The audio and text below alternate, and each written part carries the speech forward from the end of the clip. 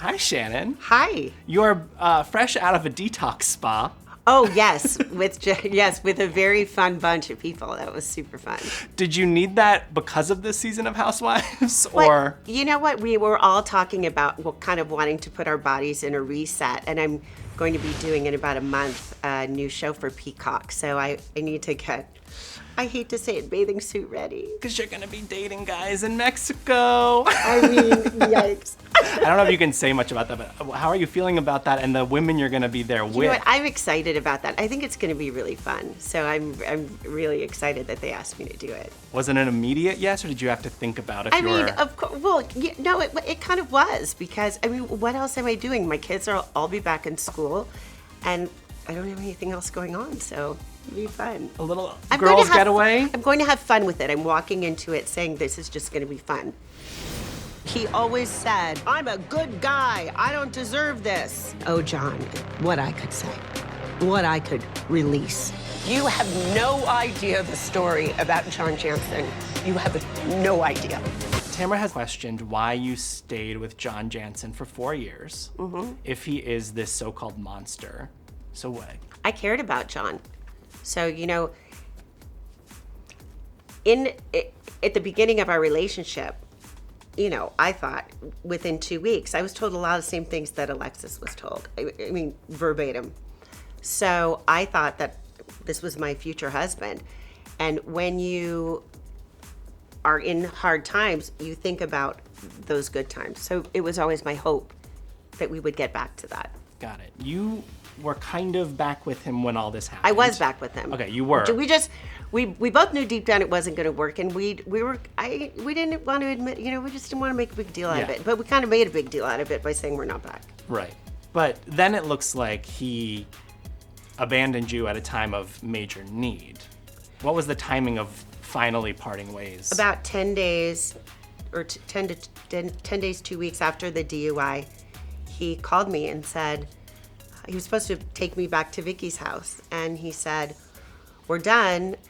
You've ruined my life by making it so public. Wow. And you've ruined my family's lives for making it so public. And I knew that our relationship had to be done anyways. So, you know, I accepted it, and that was that. You've hinted that there are secrets to be revealed about that man. Monster. In what way is John a monster? And you think that that's not going to have him file a lawsuit against me if I say that? What is going to come out this season? I mean, that is. See, it's taken out of context. Now, I said that from today's perspective, not from back then. Got it. So there aren't a lot of stories. There's just details to tell. You know, yeah. At the beginning of my relationship with John, I paid for everything. Yes, I did. Not the entire relationship, but I did at the beginning. So I don't know what else to say. You know, that happens. Sometimes you have good times, sometimes you don't. Yeah. You are now locked in this legal battle with him over this $65,000 to $75,000. It's 75. I was wrong. I was wrong. But you owe him $70,000? 75. $75,000? Wait, no, I don't understand. Why does Shannon owe money? A facelift and a loan. Where does that stand right now? And what is there a light at the end of the tunnel? Is it going to get resolved? Bryce, I offered him the full amount because I know legal fees will surpass. Right. He said no because he refused to sign a mutual non-disparagement agreement, which is industry standard in any settlement case. So is it about money? Because if it was, you would have taken the money that you allege that I took from you. In addition, he's added a fraud component to the case, which is that I intentionally took money from him, and that includes punitive damages. So it feels like a character assassination. Absolutely, absolutely.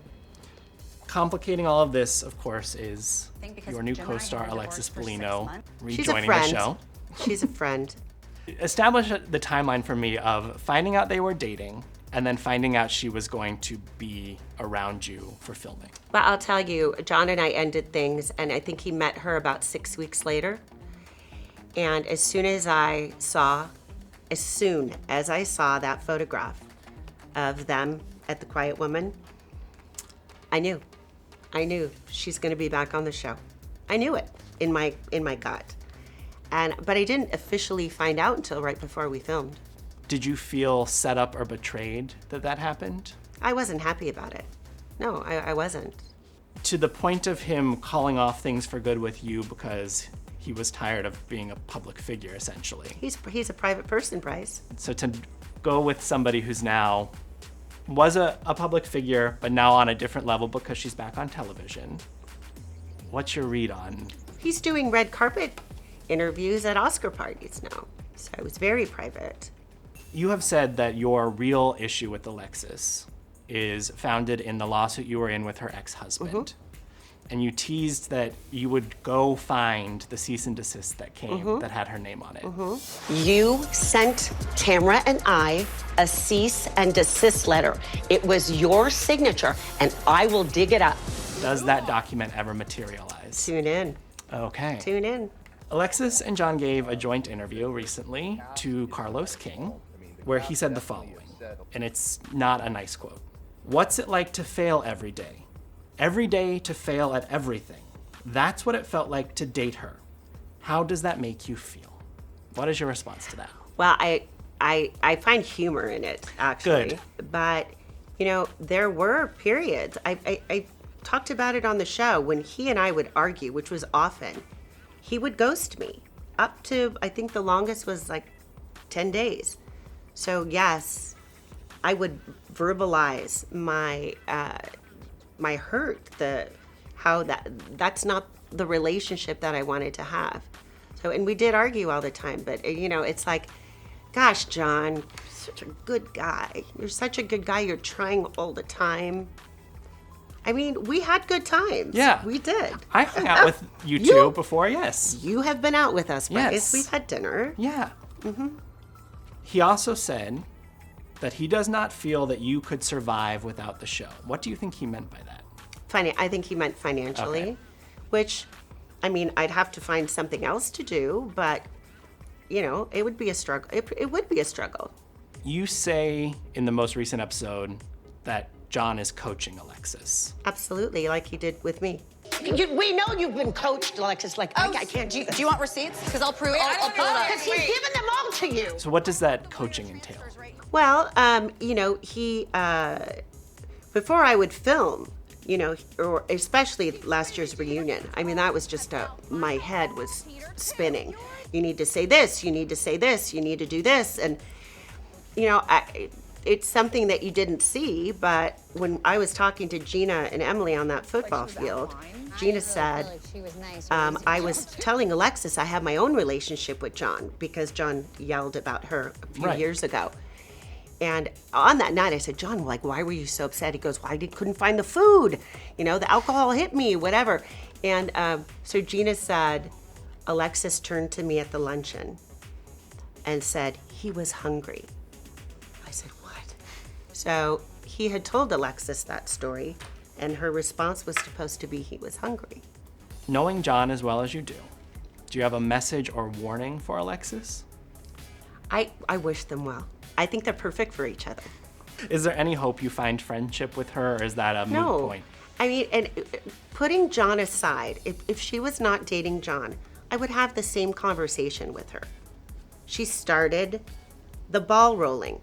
Yes, her name is not on court documents, but it's his ex-wife, and I lost a lot of money, and I didn't do anything wrong. All right, we've got a lot of season to watch, and it looks like there's some more tough moments ahead.